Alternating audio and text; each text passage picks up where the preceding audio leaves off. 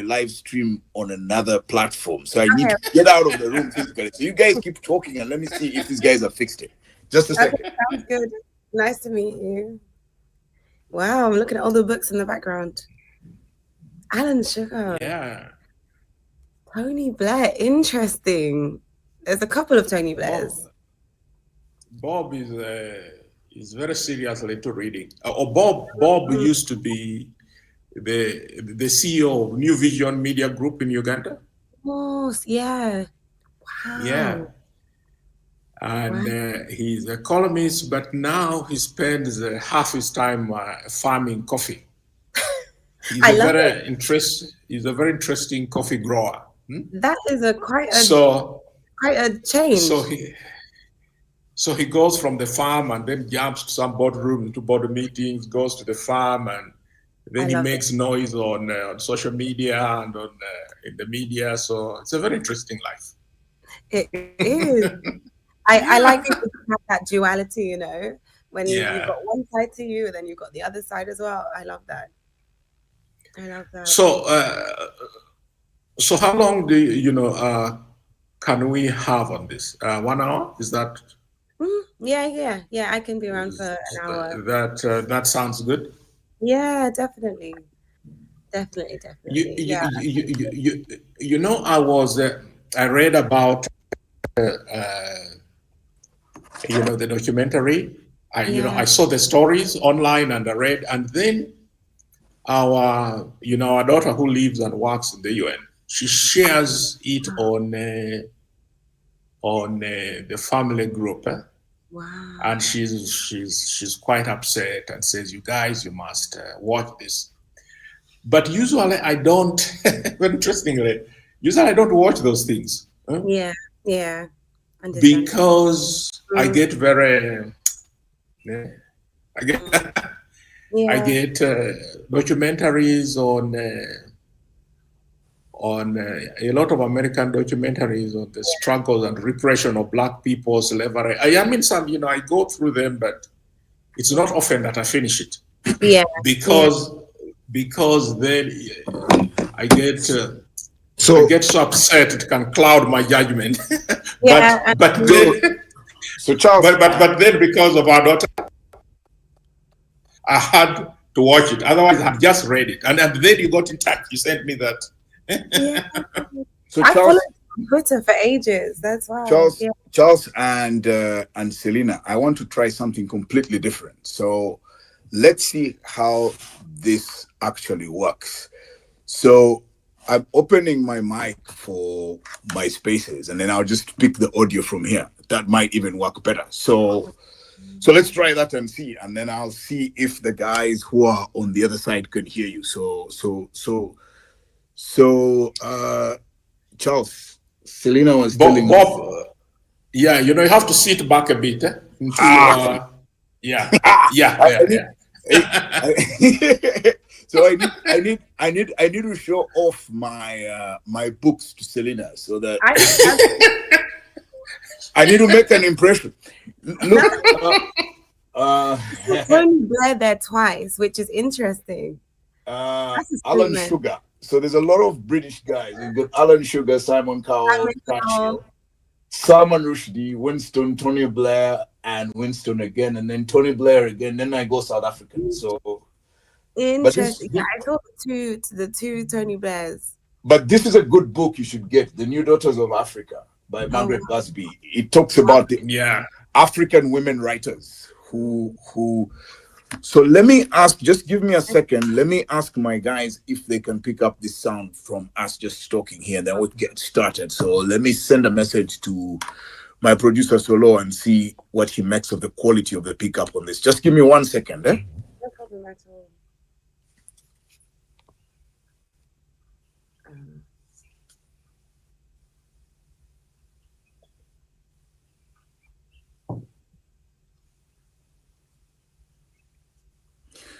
I'm also going to try something completely different and see how this works out. So yeah, I hope I don't get off. God help me. Okay, let's see. Charles, you keep talking to Selena so that because then I needed to have the discussion with my daughter, and she's very visual. Yeah. I had to watch it. Otherwise, I'd read a lot of stories about it. Medium. Connected to iPhone. Yeah. So it's but you know, it was a typical BBC thing. Go on. Yeah, you know, and because it was easier for me because you know you didn't have the graphic stuff. Ready to connect. Yeah. Yeah. It's those that sometimes really trigger me. I just cloud my thinking. Yeah. I mean, yeah. To me, that there's quite a delicate balance with something Yeah. like this, and you know, I didn't want it to be as salacious as so much of the stuff around the topic is.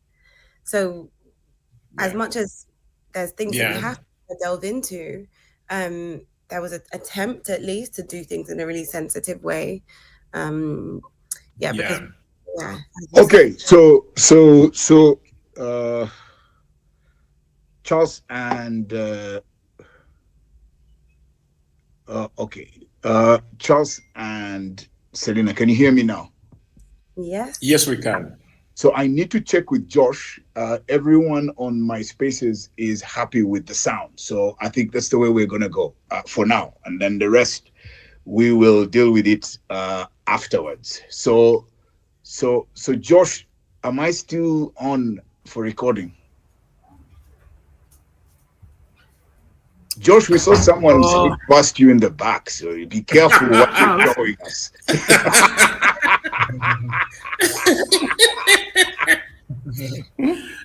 Sounds pretty good. So we're good. Yeah, we're good.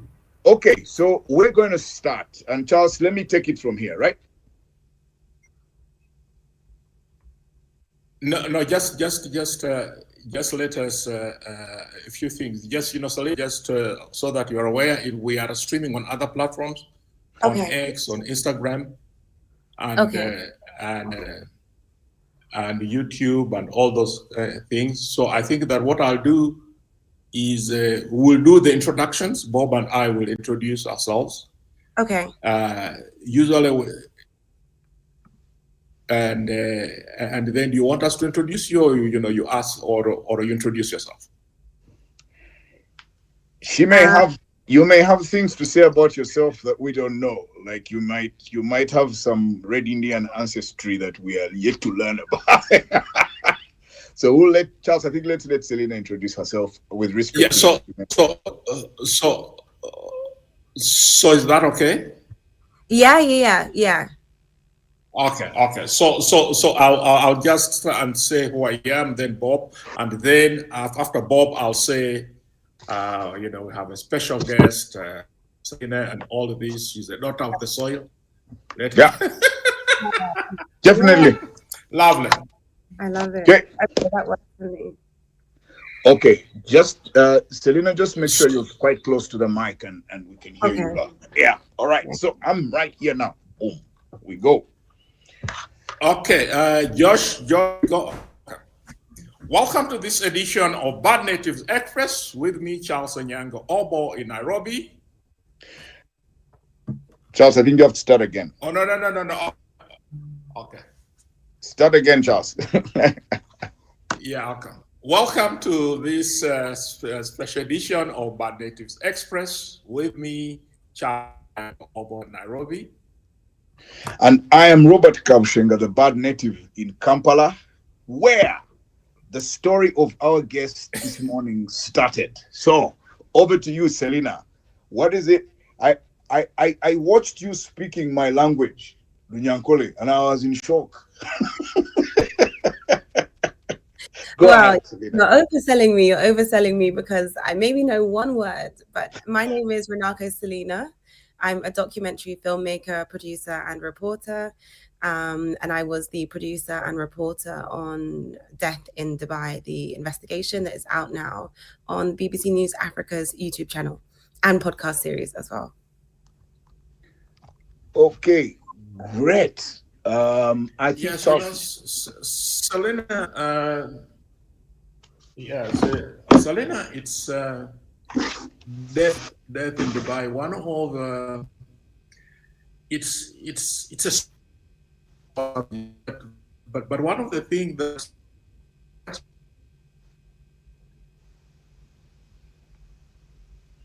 Are you hearing Charles? I think Charles is breaking up. He's frozen quite a bit. So while we wait for Charles to come on, I think for me, Selena, the issue that struck me the most, and I wanted to ask you, I mean, if I was talking to you privately, I'd have just said, even before I watched it, the question on my mind was, how could she handle the emotions of this story? It seems it's not a story that you can walk away from and remain unaffected. And then in the end, so I want to start at the end, and at the end, you actually cry. So how intense were those emotions? Are there things that we didn't see that drove your emotions to the level where you couldn't help yourself as a reporter but be involved emotionally and cry? Yeah, thank you for the question, Charles. We lost you just there, so that's why we moved to this. But yeah, for those who haven't seen it, Death in Dubai basically investigates the death of Monica Kurunji, who passed away on the 1st of May 2022 in very suspicious circumstances in Dubai. We essentially tried to weave together a story of what has happened based on speaking to those who knew her firsthand, who lived under realities that they say were the same as her, and to her family, eventually tracking down a man that they say she was working for in Dubai. And the emotions, I think, I spent 2.5 years building relationships with Monica's family, building relationships with young women who say that they experienced exactly what she experienced in Dubai. And I think there's a great sense of injustice and an imbalance in the way that deaths are reported on and told in this world, not just African deaths, our own deaths, but also from other regions in the world. We see what's happening in the world today, right? And I think that sense of injustice just felt so unfair in that moment where I was emotional. So that's when I go to a gravesite that we believe Monica's been buried at. And I don't even think the footage does it justice, really. We were kind of trying to film very quickly, and everywhere around me, there were just these kind of humps in the grass and in the dust and dirt. So few of them had names on them. So few of them had flowers or some significance of who this person was, or like a nice message or anything. And I just thought, these young girls deserve better than that. And the unknown, which is the part of the cemetery that is known for burying migrants in, that is essentially what it is known for.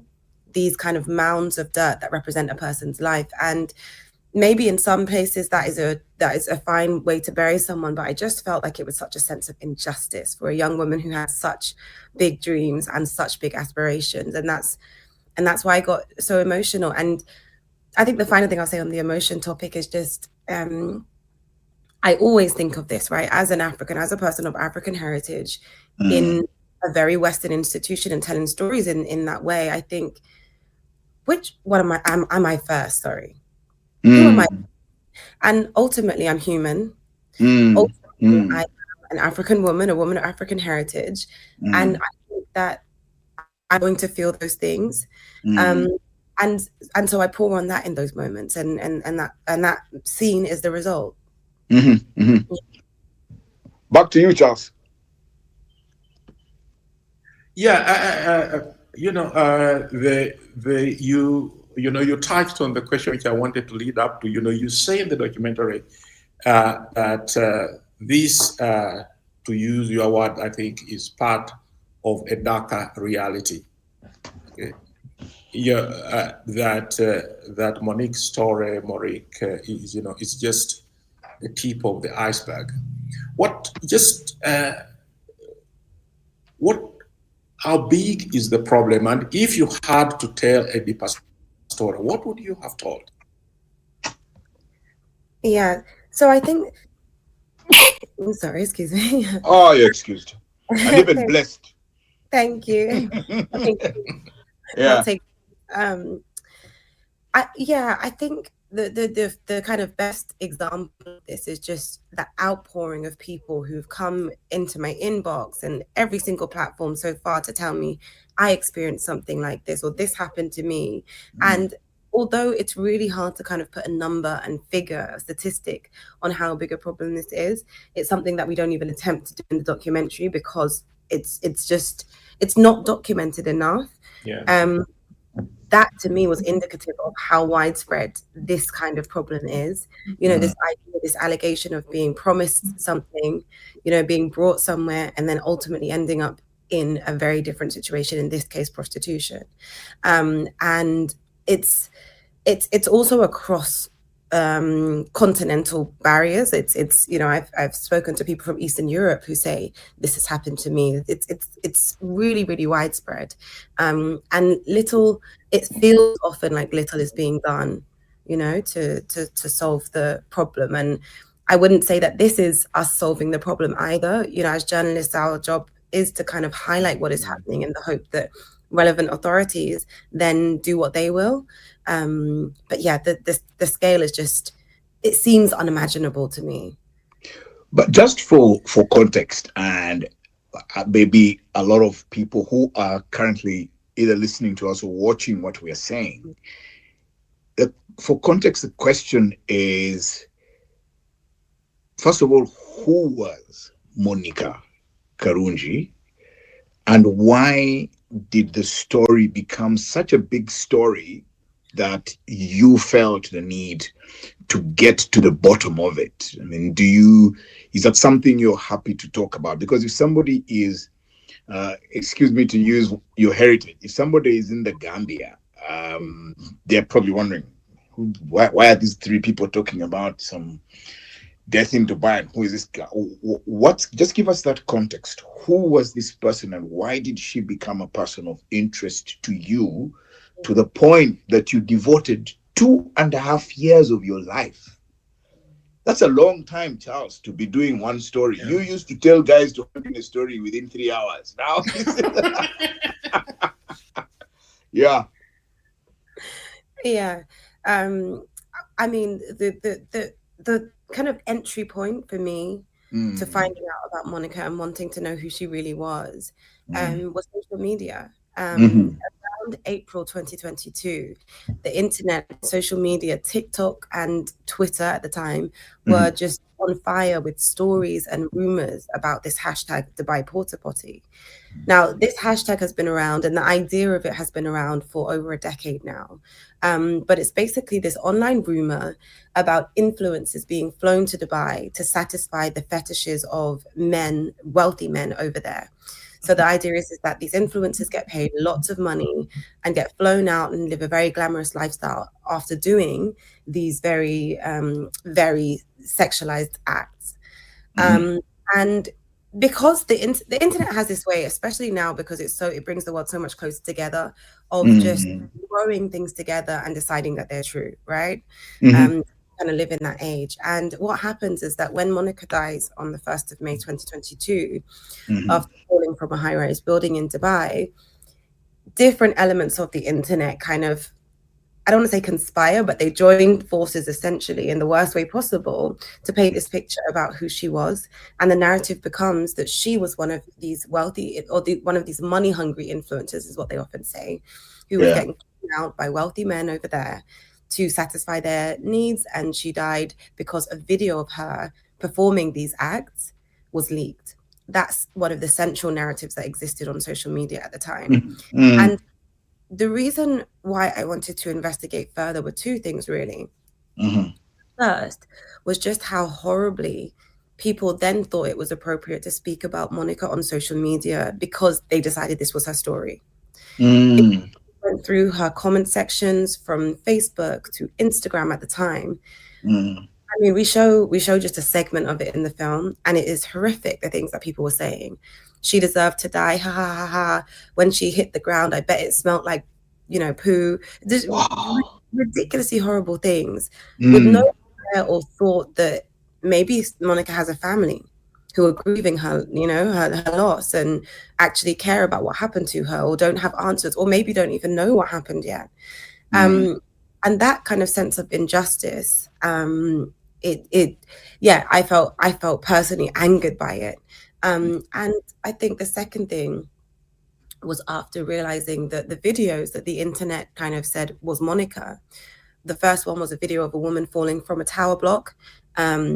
I was able to geolocate that and find out its origins, and it was actually taken 6 months before she died in Russia, so it couldn't be her. Then another video that the internet said was her, same thing, not her. Actually, sorry, Selina, the most interesting thing you say there is it's from a town that I'm sure many Africans and Arabs have never heard about, Novosibirsk. No, just no one has.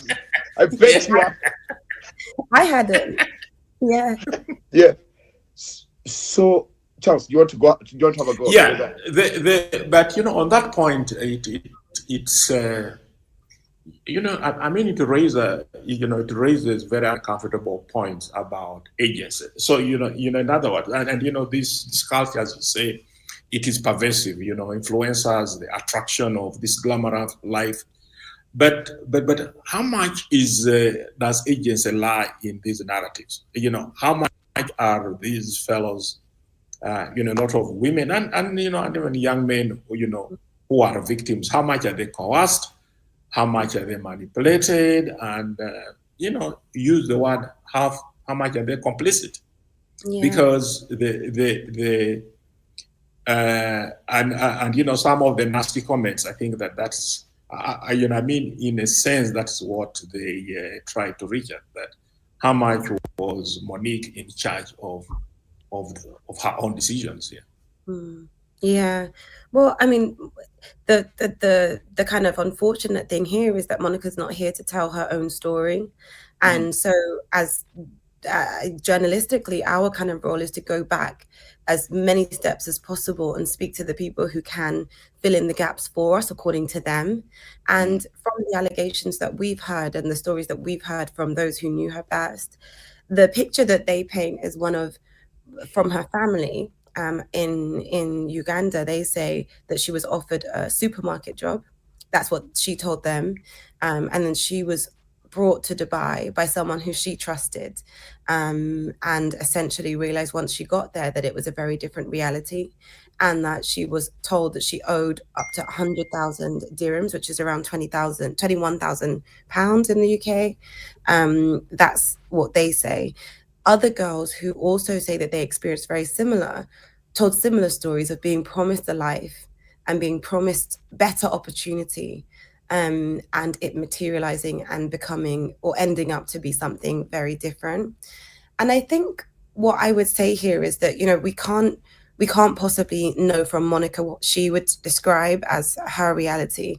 And we're not here to tell a story of every single woman who goes to Dubai, or it's impossible to kind of paint a broad brushstroke. However, I do think there's still a conversation to be had for anyone who goes anywhere willingly or unwillingly, to say, why does social media immediately then jump to narratives of, well, she deserved to die? Or because that essentially is what people were saying, is if they believe, the internet believes that someone went somewhere willingly, then their death is deserved and should be almost celebrated, because lots of people were laughing and joking. And that narrative, whoever it is wrong ethically to me. Yeah. And you also raised the issue of systemic failures. In other words, what are the systemic failures that make this possible, that increases the vulnerability of people like Monique? Yeah, absolutely. I mean, the first thing that we heard very consistently was about life in the UAE for many, many Africans. And I think, just to say as well, this could be a broader conversation about migrants in general and their treatment in the UAE allegedly. But in this instance, I spoke to several Africans who painted a very similar picture. So that includes a young woman who we call Lexi, who says that she actually managed to escape So imagine this. She says she was trafficked to Dubai. She gets there. She's one of the women who were brave enough to try and leave the people who brought her there. She manages to escape alongside several other women, helping them to escape with her. When she calls the authorities, according to her, they say, "We are tired of you Africans. You cause problems for each other. We don't want anything to do with you." And they hang up, essentially, to paraphrase what she says. And if one person says that, that's one thing. However, time and time again, I hear something very similar. So I spoke to a young blogger who lived in Dubai, also African, and she says to me, look, the reality is we're at the bottom of the food chain here. Yeah. And so that has implications for how we're treated, how we're perceived. When we need help, what happens? And the reason why that was really important to highlight for me, especially as a diasporan, is the fact that when I look at the African diaspora in the UK, we go to Dubai regularly. And I'm not saying that we shouldn't.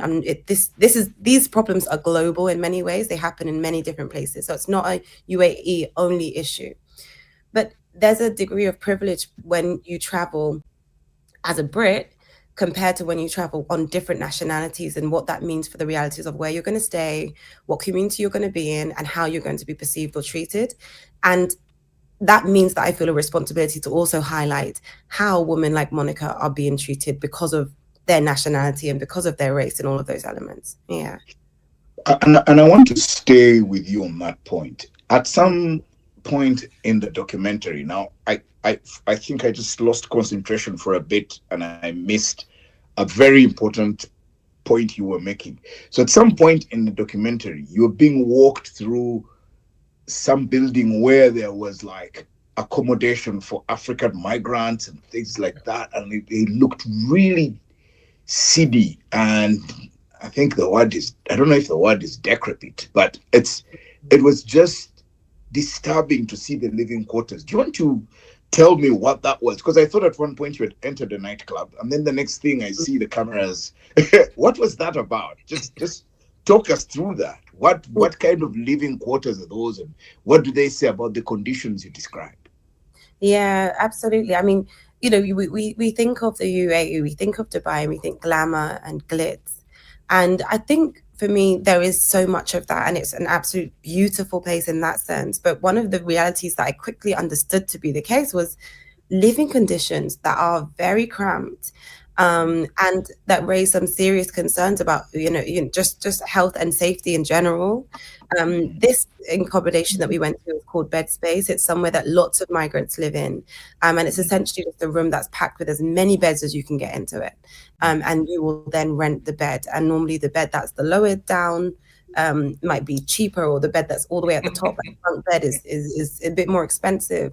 But essentially, you're just cramming as many people into this small space as possible. And you saw what that meant for the kitchen space. I mean, there were holes in the walls. It was, and I think it's just about painting a holistic picture of the place and the realities that people can expect, because we all know that decades before, like my family, when they came to the UK, were told about, streets paved with gold and everything else. And we do that thing where we romanticize places without realizing that the ugly underbelly, and this is one of those realities. So, Charles, I have to say this. So, and I want to bring you to Uganda, because at some point in the documentary, you are in Uganda, and I don't even want to. I'll ask you separately about your first ride on a boda boda, because clearly you were on a boda boda. And for those who don't know what a boda boda is you were riding on this motorcycle, but you then go to the home of Monica. And I think for me, it is really, apart from your emotional reaction, it's one of the saddest things to watch, because I come from the same part of the country. So I looked at Monica's mother, and I can relate. That could be my father's sister, it could have been my mother. It's typically the way women, very simple rural women in the western part of Uganda dress. The woman was absolutely inconsolable. Her child is dead and she's crying, and then you have these priests or reverends trying to make the situation, but you could tell that.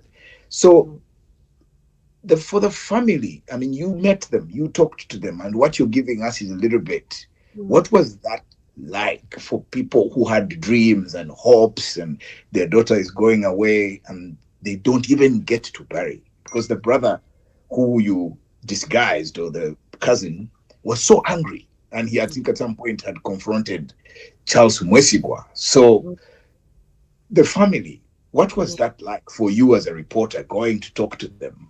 Yeah, I mean, Monica's family are incredible. They're incredible, and the strength and bravery as well to even speak about everything is just so commendable. I don't know how they do it. For Monica's mom, Monica was the baby of the family, and Monica's family have experienced a lot of loss, and so this was kind of almost the final blow for the family. And there's a sense of a lack of closure. Because not only was she the youngest, but she was the first of her siblings to travel abroad, and now she's gone with no answers, and no return of a body or something, something to signify that at least we said goodbye to our loved one. So incredibly difficult, and like many of us do, we don't always want to unpack the feelings related to things like this. And I think what you saw there was one of the first moments that Monica's family had really had to process what had happened to her collectively, to collectively grieve and remember her. So that's why you saw that outpouring of emotion as well, because there hadn't really been a moment for everyone to get together and speak about her in the way that they did. So incredibly difficult, for Monica's family to this day. My understanding from them has always been the greatest thing that they hope to achieve is the repatriation of Monica's body, the return of Monica's body, so that they can bury her on the family land next to her father. And the fact that that hasn't happened is a big part of Monica's mum's pain. There is a point at when you are with the family and the mother talks, and something really very surprising but very African happens. I think at some point she then says, my girl, I was hoping to see her getting married. Was it? Yeah. I just in the middle of that. Yes, this was what a mother really, wished for her daughters, and she, and presumably, grandchildren and all that, and she doesn't get that. But then it goes to the, back to the circumstances of her death. I've never really heard of the water potty parties. One thing of it's what's that about? Yeah. I mean, yeah. So this rumor, I kind of tried to take it back as far as I could, right? And from the beginning, it's been linked to pop culture. I mean, there was a skit on that you can still find on YouTube, actually, from Dave Chappelle, I want to say it was, of R. Kelly, where he refers to women, R. Kelly, and the rumors around him and his extracurricular activities. And in that... They were not extracurricular activities. They were his main activity. That's why he got convicted. Absolutely, his main activities, and he's doing time for some of those now. But he refers in this skit. Dave Chappelle refers to the women that he was interacting with as porta potties, and that was the earliest reference I could find to this idea of women doing sexual acts in this way that causes them to be referred to porta potties. But you fast forward, and eventually over the years, as social media grows, this term becomes Dubai porta potty, and the idea is that a Dubai porta potty becomes a woman, a name for a woman who willingly gets flown out to places like Dubai by wealthy men to satisfy some of their fantasies, including defecation. So for the woman to be defecated on by these men, and vice versa in some instances. Now, we can all speculate about how much of this is rumored and how much of this is true. There have been lots of testimonies and people speaking about things like this happening. And of course, you hear in the documentary about what some of the women that I spoke to say happened to them, or that they were asked of, what was asked of them. But I guess what we hope to achieve with this is to broaden things so that there is an understanding that this internet narrative of money-hungry influencers being flown out is not the only truth, if that is a truth in itself. Yeah.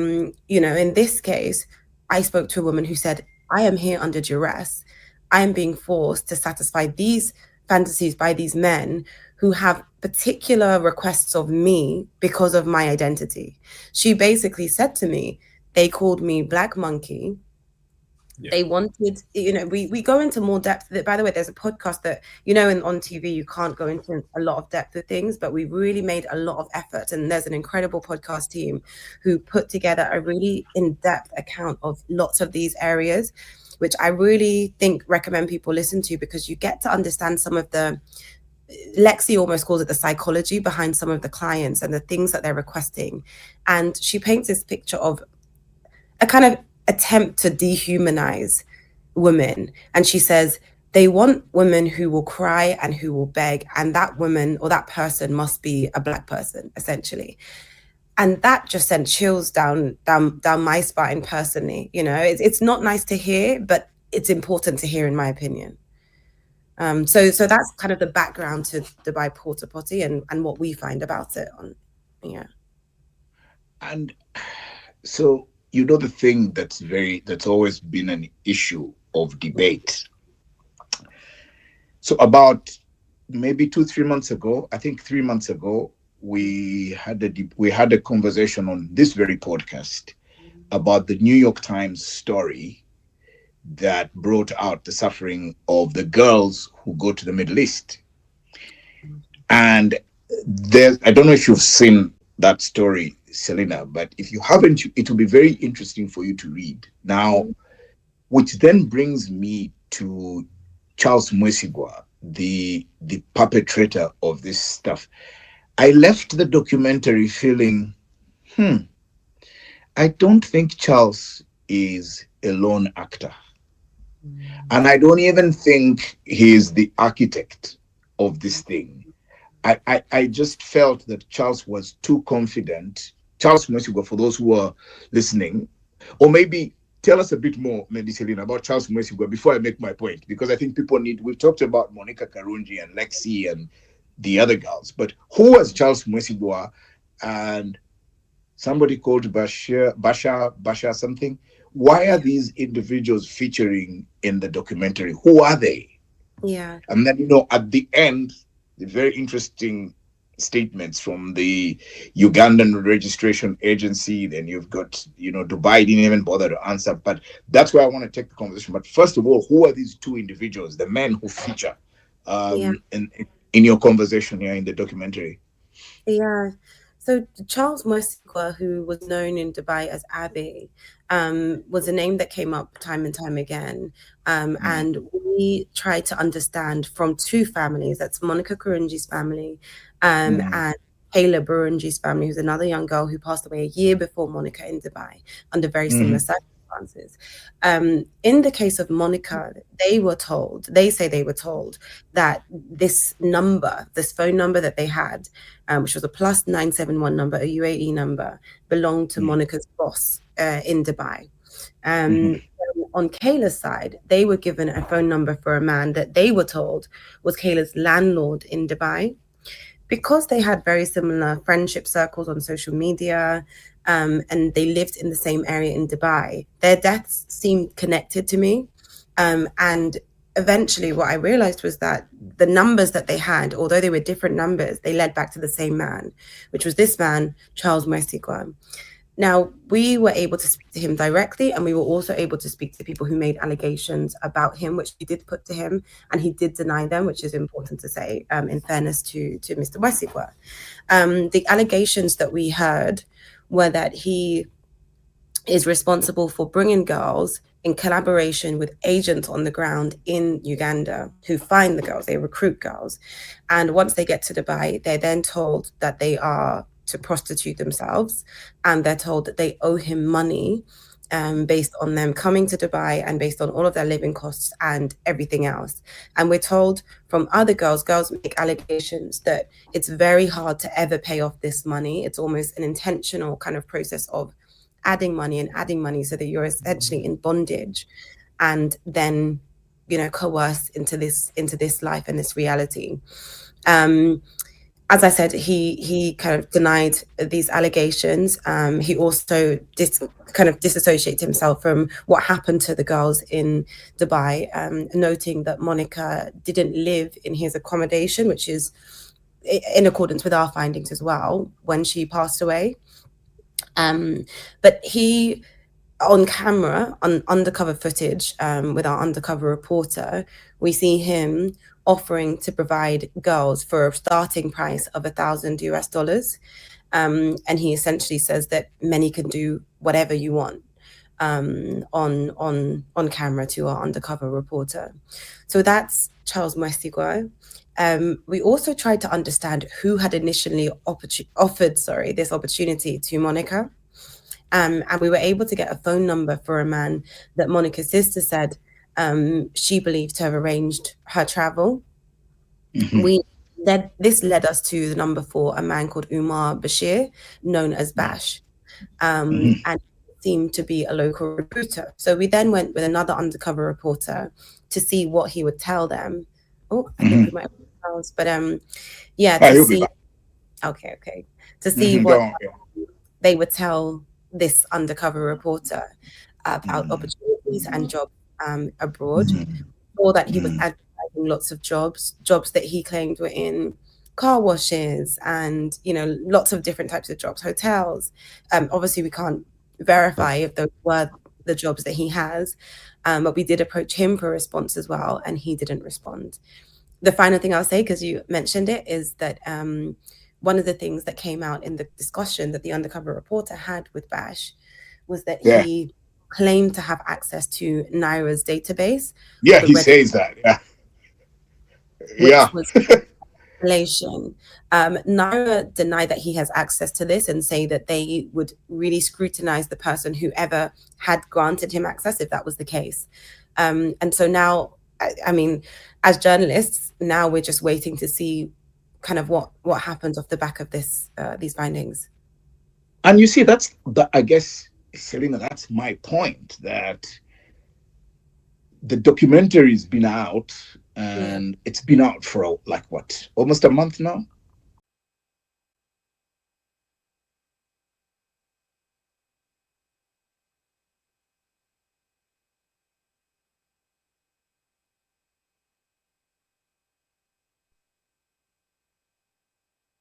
Of the things that the New York Times story does, interestingly, the one that we discussed earlier on, is they established that very powerful people in Uganda, very powerful people in Kenya, and very powerful people are part of these so-called labor agencies that then organize the trafficking, because that's what it is, of these young girls who have very hopeless circumstances at home, and then they're taken to Dubai. But also, this is where I criticize your documentary. And I think that you should have insisted on speaking to Ugandan officials about this incident and generally your findings, because clearly for me, the Ugandan officials either are powerless or don't care what happens to these kids as soon as they get onto a plane and go, or they just are too, they don't want to offend anyone in Dubai or in these places. They can't offer any protection for the countries. Surely that is part of the injustice and the failure that your citizens are shown to be going through incredible pain. But because you are getting $1.2 billion every year or whatever it is from the Middle East because of labor, you don't want to jeopardize that. And also because very powerful people linked to you are part of the business, nothing happens. So I guess for somebody who unearthed this injustice, which is the greater betrayal?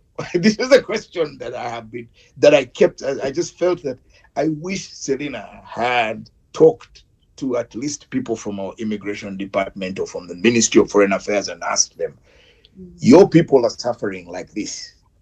What's your story? In fact, do you know we have an embassy in Dubai?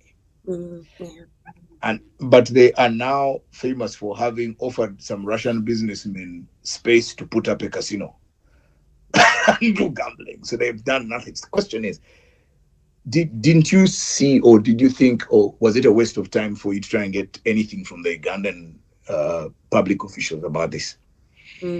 Yeah, thank you firstly for that, because I think it's important that it's important to have the open conversation about the things that we could have done and should have done. The first thing I will say, however, is that as of yesterday, I think there have been rumors on social media about this for a really long time, but we wanted to kind of verify as much as we could. But Charles, as you know, the BBC has heard that Charles Mwesigwa is in detention currently in the UAE, and that has been published as of yesterday on the BBC News website. So that is something, but I should say we well done, Selina. Well done. You know, but as you say, these things are dropped in the ocean of a wider kind of problem that exists, and so I don't want to be so celebratory about it, but just to say that, you know, that is at least an update that we know of, and a lot of people have been asking and wanting to know, has anything happened as far as that goes? So that's one thing. I think on the Ugandan side of things, and this is one of my frustrations as well sometimes, but because what is required of me, especially as an investigative journalist, is to stick as close to what we can prove in the moment of publication as possible. The only thing I can include and comment on is what we were allowed to ultimately put out. And so that sometimes means that there are allegations that we hear, even of the people that we include in the documentary, that I can't share or that I can't speak on, or suggestions that this person has connections to that person in power or whatever, that we also can't speak on. And it's a very frustrating line to have to toe sometimes, but that's where it is. What can I say one more thing on this? Yeah, sure. No. Sorry, I'm just thinking aloud in my brain. Don't worry about me. No. Please feel free. But you know what I want to say is that what has touched me personally is how vocal Ugandans have been in driving the conversation forward and requiring that accountability from powers that they see as important or crucial in this as well. So it's almost like I don't want to say passing the baton, but it's almost like a kind of, okay, this is out now. This is a step, just like the New York Times article that you mentioned, and all of these different things that are happening, and lots of because even I remember seeing an article some years back actually in New Vision, I want to say, of an undercover reporter who went to the UAE. So there's all of this reporting is happening, right? These are helpful in the way of starting this conversation, but what ultimately does the job are people who are in positions outside of journalism, the activists, the charities, the advocators, those people who can then bring the conversation of accountability a bit more further than we have. Can I say one last thing? No, go ahead. We're still here. That's true. The final thing I would say is that personally, I also really wanted to kind of include the allegations that we heard about the UAE side. And the reason for that is because while I understand that, you know, Monica was not a national of the UAE, she didn't have citizenship there, and you may expect that, you know, your home country does more for you than a country that hosts you. I do think there's no smoke without fire, and the fact that so many Africans that I spoke to are saying, in this place, we are treated like X. I think there's also an accountability from a host country if there is this this this wider treatment. This outcry. Exactly. So yeah. So, just so you know, by the way, at some point in my previous life, I used to work at the New Vision. I know. So I actually know the person who went undercover. And just so you know, a young lady just like you is the one who did that. And she actually went, she was very courageous. So she went as a laborer. She actually went as part of this so-called labor, which then brings me purely now from both personal, it's a segue, both personal and professional, because there are some really interesting professional aspects of that documentary that I want to ask you. But this is both professional and the fear, because I could, when you were in Dubai, you tried your best, but I could read so much fear on your part, almost terror as you were doing the story. So my question is, how did you overcome, or the courage, or to overcome, or to see beyond the fear and the terror of trying to do this story, knowing the risks you were taking, the danger that you yourself put yourself in, and your undercover colleague, it's almost laughable. I mean, he tries to be packy and all light, but you can tell this guy is terrified. You could see that he was scared to do this job. Just talk to me about just the fear, the emotions, the things that you've got to go through to bring this story to life. Because what most people deal with on the side is the final product that they are consuming off the media platforms, but they don't know the risks and the pains and the things that you go through. And the only reason I asked you about the emotions is because you had an outpouring at the end. But you could also tell that you guys were terrified with what you're doing. But what is it that enabled you to overcome this fear and be able to do this story? The only time I can tell you are comfortable is when you're in Manchester running to the airport. Please. Yeah. So that's a good and the courage to sit on a boda. I love boda. I love it. I love it. I mean, I love it. Yeah. I mean, the risk side of things, I think the first thing that I would say, and I think it's important to say, is that there's such a massive team that work to make sure that we are as safe as possible in what we do. This was co-production, it was the BBC, and it was also an independent production company who are incredible, called Thread Studios. And between those two, there's we have high risk advisors who basically set out a roadmap for us and give us some guide rails about what we can do and what we can't do, to make sure that if anything goes wrong, we know where to turn and where to get help and everything else. And that is the only reason why I felt comfortable to go. But as you say, it doesn't kind of stop all of the fear and all of the difficulty and that happens on the ground. I think what made it so scary probably is just the mix of everything, the environment, the place that we're going into, knowing some of the history of how journalism and investigative journalism is viewed there, and what that could mean for us if we were approached in any way. And then also what we were investigating.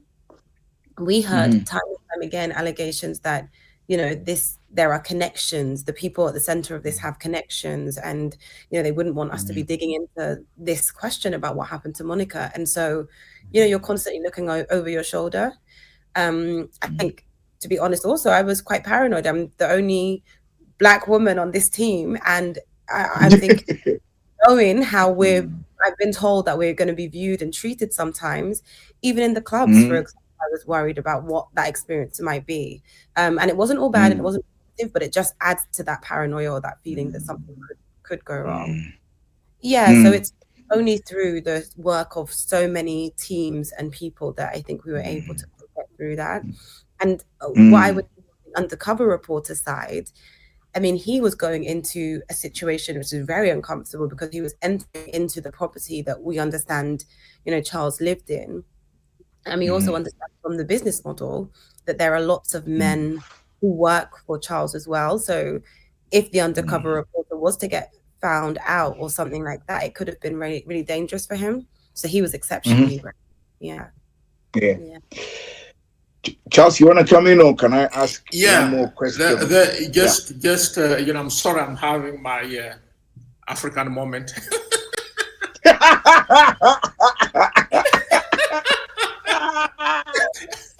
Selena, it just means that the internet disappeared. We lost you. It's a sign of authenticity. Exactly, I love it. It shows you are in Africa. But Selena, if there is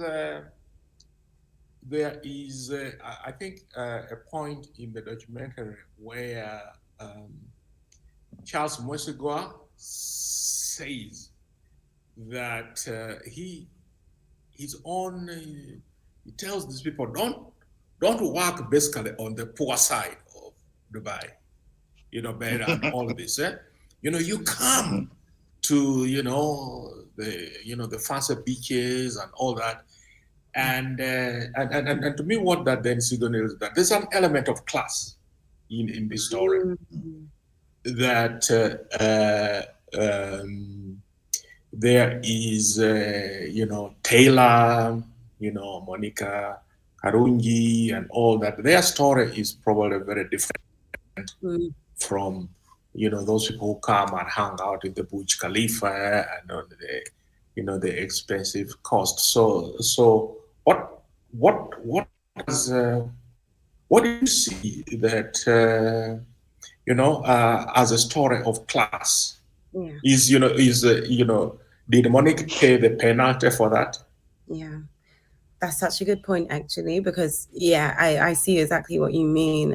I haven't actually used that kind of framing before, but you're so right, because one of the kind of through lines I'd say for so many of the young women that I spoke to, not all, but so many of them, was that they seem to have been selected or been good candidates to go abroad because they came from fairly rural areas. They hadn't left home before, as in they'd never left. Monica had never left Uganda before she was taken to Dubai. And so there's an element of kind of freshness that they were looking for and inexperience that could indicate someone's class, in terms of the kind of girls that were taken and chosen.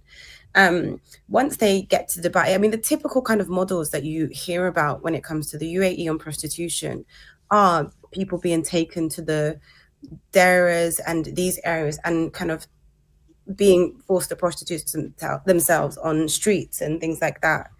However, his business model, as you said, Charles, is very different. So he brings over these girls allegedly, and then we heard that there's essentially a makeover process that happens, right? Because if you come from a very rural area or you're not really left home, you have a certain look. But allegedly, the girls are asked to provide photos ahead of time. They are asked, and we see this on camera, so I can mention it because we see the undercover reporters also ask for photos, right? So they're asked for 7 photos. The girls send this. This is supposedly used to then decide, okay, how do I need this girl to look for the Dubai market? And not just any Dubai market, but the upscale Dubai market. And so these girls are then ferried in and brought into the super clubs of Dubai. And when I say super clubs, I mean places that celebrities are on the bill for. Places where the rooms are hundreds and thousands of dollars a night. Places that they could never have otherwise imagined being in.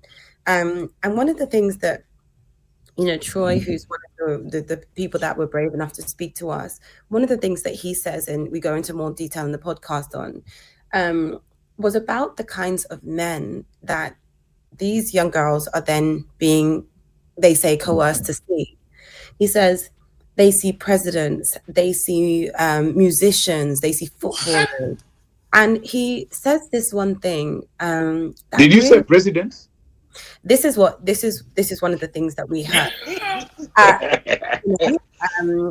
but he also kind of says at one point, he describes this scene of Charles allegedly scrolling through Wikipedia to describe to the girls who did not know who they had been seeing, and kind of it just really kind of gave me this dynamic of power and of the kind of wealth and riches that the men, who the clients in particular, who you never hear about, right? No one asks questions of these men, were who they were in comparison to the girls.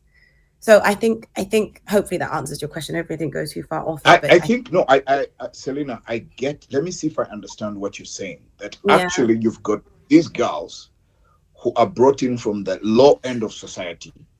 They are then improved in terms of their image to appeal to the high end, but they're low enough to not recognize who their clients are. So they wouldn't be the kinds of people who would know whether this is a president of some African country or a finance minister. They wouldn't even know what this man does. So they're unable to relate. Is that what you're saying to us?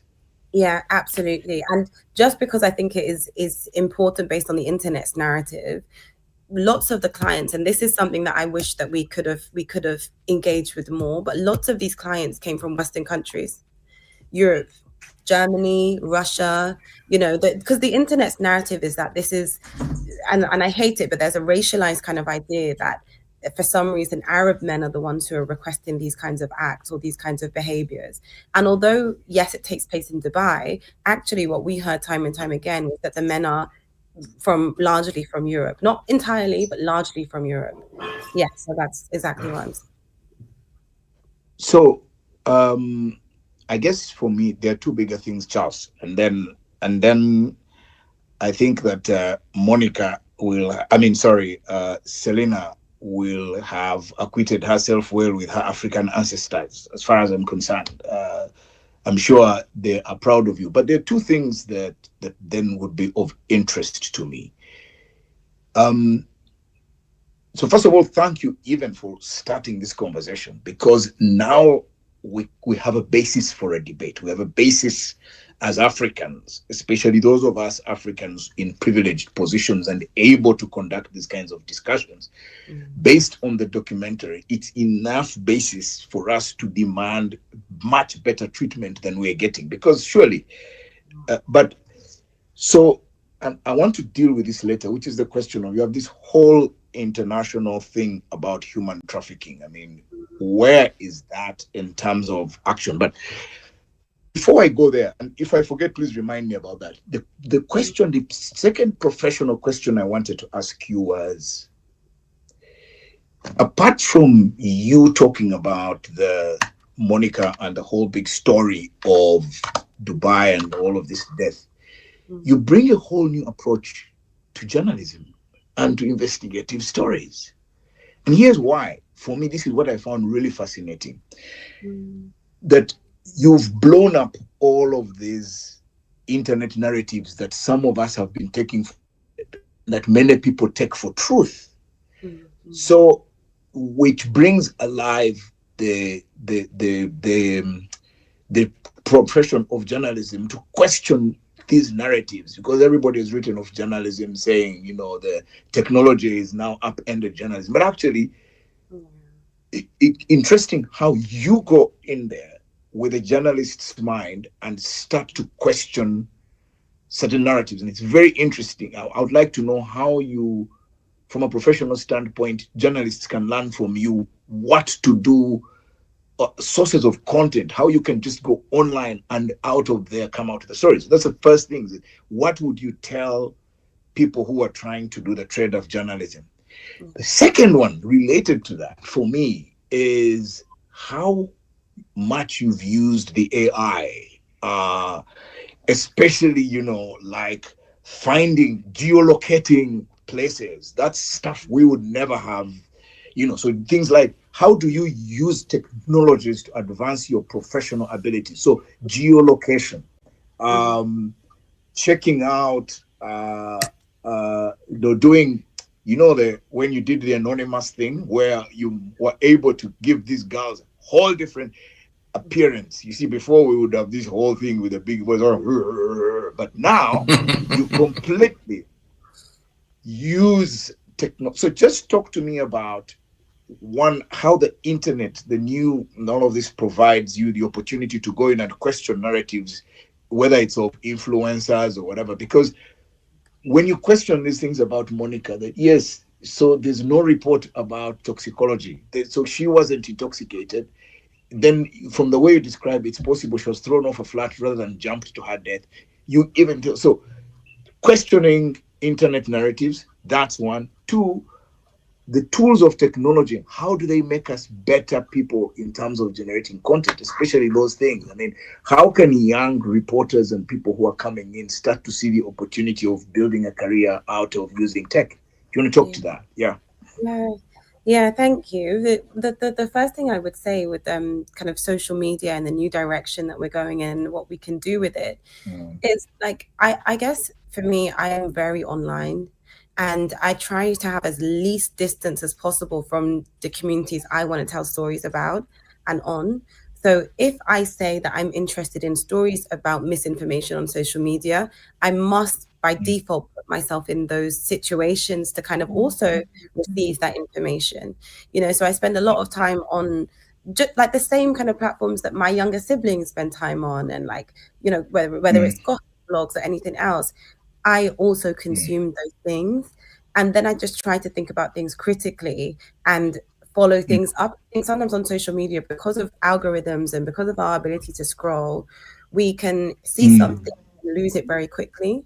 And I think it's just about being very intentional for reporters to kind of follow something up and chase it up. So if you see a kind of very sensational headline, who are the sources behind that headline? What happens next? Because normally nowadays with the fast pace of everything, it just disappears instantly.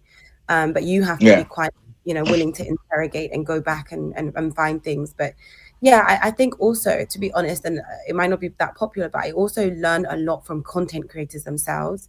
Journalists, we often try and kind of make ourselves separate to content creators, but I think there's so much to be learned from the way in which they kind of deliver things that speak to younger audiences and more diverse audiences. So I don't see that much of a separation. And I try to kind of make sure I'm in those spaces as well. And then the last thing was about AI and tech and how we can use those things. The only instance that we use AI in the documentary is for the voices and the faces of the women to be changed. And just to say that was such a long process of kind of building those profiles alongside the women themselves. They were really integral to the process of choosing what faces they were happy with, if they were happy with the voices, et cetera, et cetera. So that's the first step, I think, when it comes to incorporating these newer technologies in our journalism, like ensure that you have the consent of people who you're hoping to use it for, which we did. But in terms of things like geolocation, that is all we're still doing things very manually. There are some tools now which say that they can kind of help you along the process of geolocation. So they might be able to place a picture in the rough area of where something was taken, but the geolocation that you see in the documentary was all done manually. So taking a video, trying to kind of triangulate exactly where it was taken, and then, as you see, using kind of different websites that have houses and pictures and Google Maps to kind of eventually identify exactly where things are happening. I think we're in the best time possible to really be adventurous in our journalism. And yeah, we try to do that with this. I don't know if I answered the question there, but. Yeah, I'm happy with that answer. Charles, I wanted to I want to run by Charles, actually, rather than burden Selina with it. Charles, no, I mean, really, for me, the frustration, I voiced it earlier, but there are two frustrations. Number one, the complete impotence of the African establishment to protect or provide some kind of protection for its people, from whom they generate so much revenue. I mean, the finance ministers talk thunderously about how labor export is generating so much money for us, and yet they seem to not care about how their people. I mean, one of the reasons, as you recall in the New York Times story, was one of the reasons Africans have become the option is because finally Philippines figured out how to protect its people in the Middle East and even deal with wages, things like minimum wages and these things diplomatically.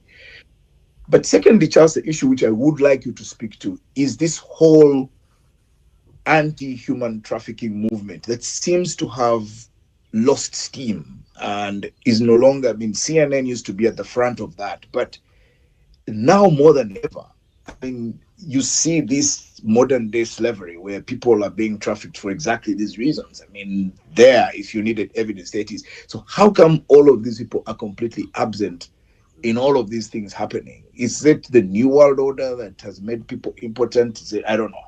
Should we blame Trump again? What do you think? No, not on this one. This is not. You know, Bob. There is. We'll leave him with Tylenol. Yes, there is the economic vulnerability because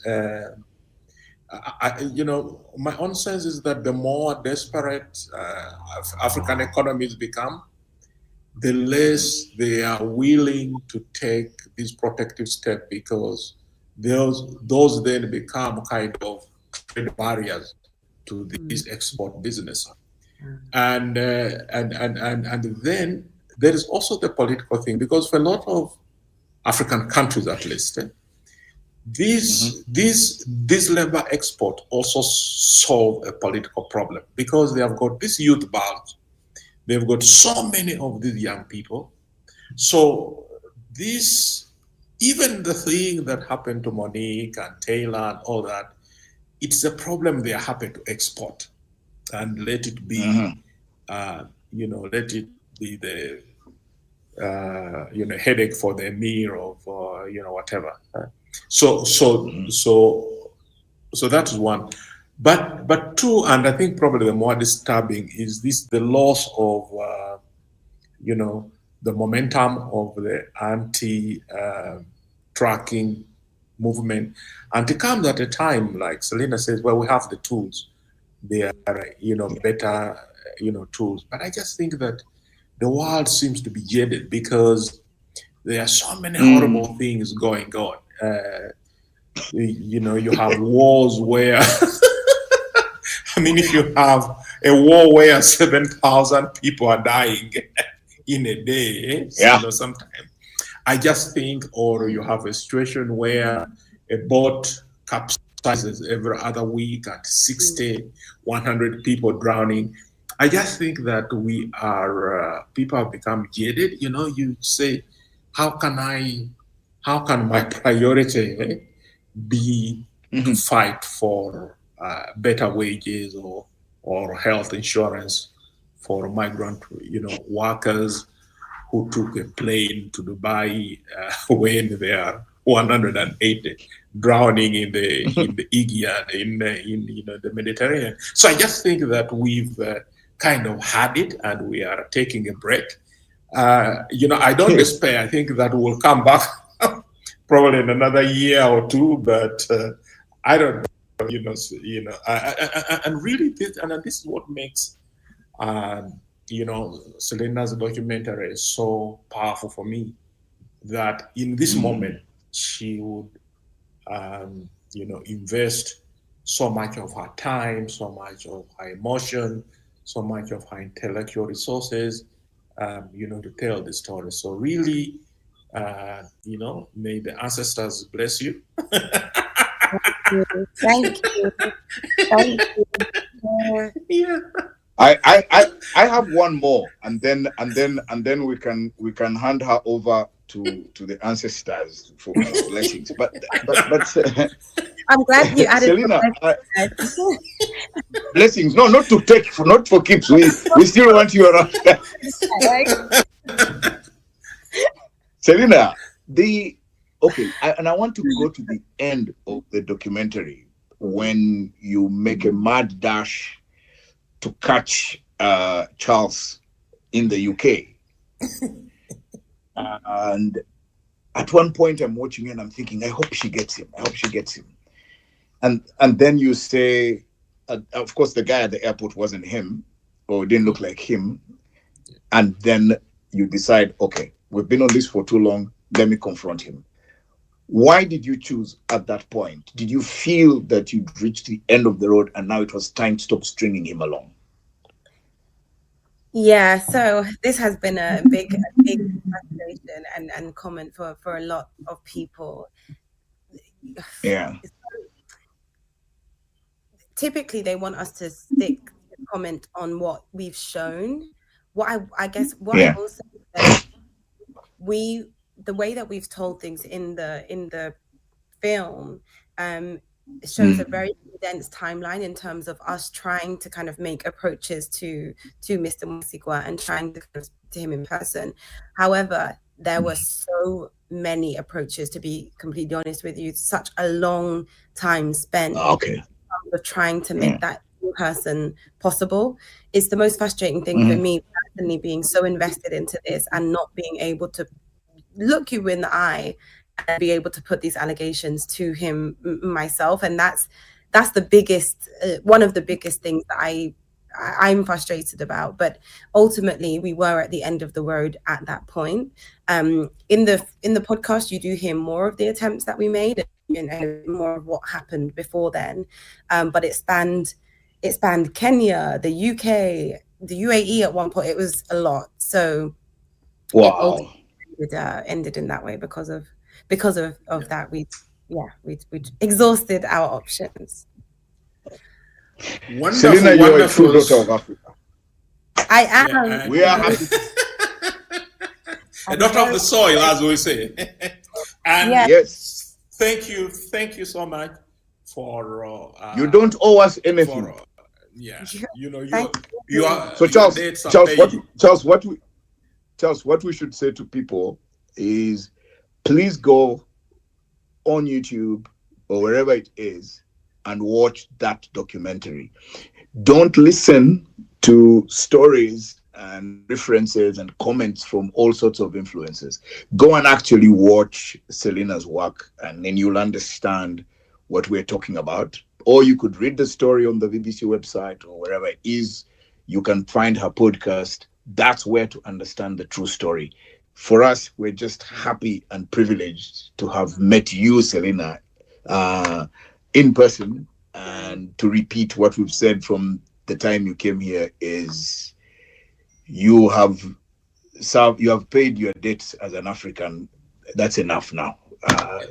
May you become Minister of Information of the UK or something. No. That's the Okay, no. We have, the documentary is Death in Dubai. Yes. You know, I saw it's coming to 1.7 million views, and I think it's worth it. And well done, Selina. Thank you for being with us, and please follow us and on this channel, on our socials.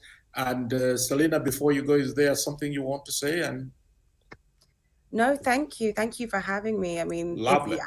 I feel very blessed and lucky to be on this platform, and hopefully it's one of many conversations. So thank you for having me both. Lovely. We'll have you back after the next one. Yeah. Well, all the best. Thank you. You have a nice weekend, Selina. Yeah. Selina, just leave your thing running. Okay. Yeah. Yeah. Okay. It's still uploading, isn't it? Yeah, that makes sense. Yeah. So you just go off mic and camera. Okay. All right. Thank you. Thank you so much.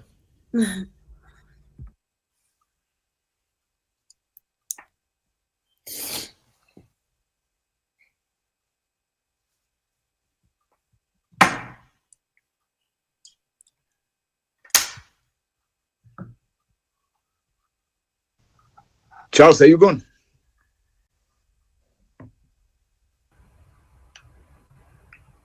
Hi, Josh. How was that? Hey, guys. It was good. It was smooth. How quickly can we have some cuts, some Some so that we cut can downs, have this. Let Sorry? me try. Let me try and see if I can get some before end of today. I've just been contacting Jonathan to see if he can download this immediately and start on